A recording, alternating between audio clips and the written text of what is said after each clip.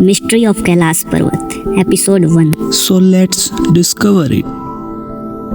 वह कैलाश पर्वत जो मन को लुभा ले, हर मनुष्य की इच्छा होती है कि अपने जीवन में एक बार जाना। वह स्थान जिसे देखते ही मग्नमुग्ध हो जाएं।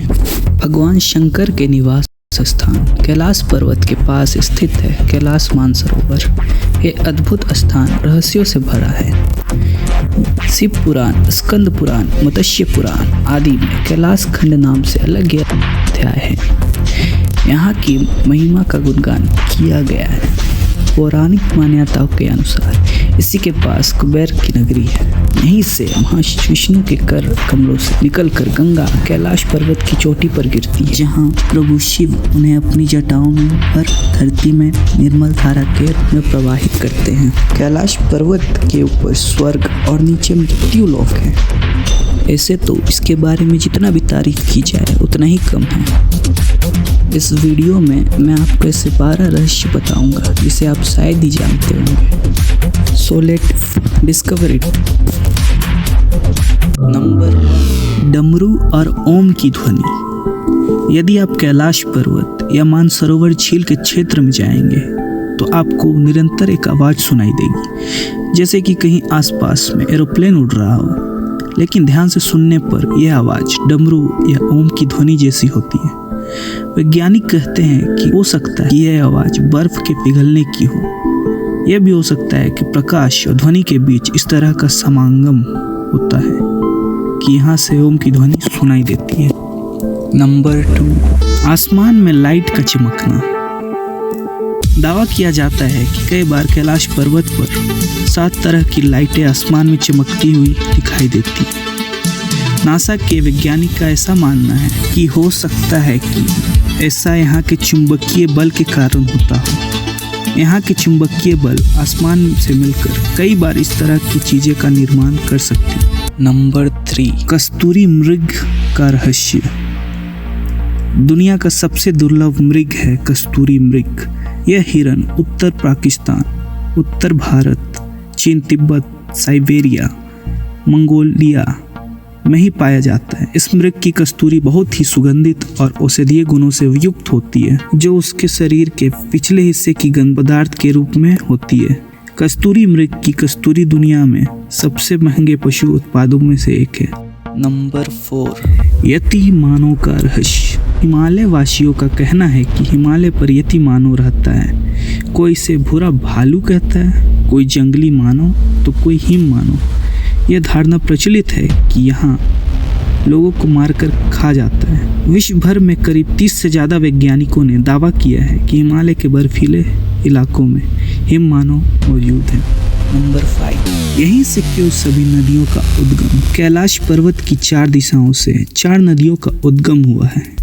ब्रह्मपुत्र, सिंधु, सतलज व कर्णाली। इन नदियों से ही गंगा, सरस्वती सहित चीन की अन्य नदियां भी निकलती है। कैलाश की चारों दिशाओं में विभिन्न जानवरों के मुख है, जिसमें से नदियों का उद्गम होता है। पूर्व में अश्वमुख है, पश्चिम में हाथी का मुख है, उत्तर में सिंह मुख है, दक्षिण में मोर का मुख है। नंबर 6, सिर्फ पुण्य आत्माएं ही निवास कर सकती है।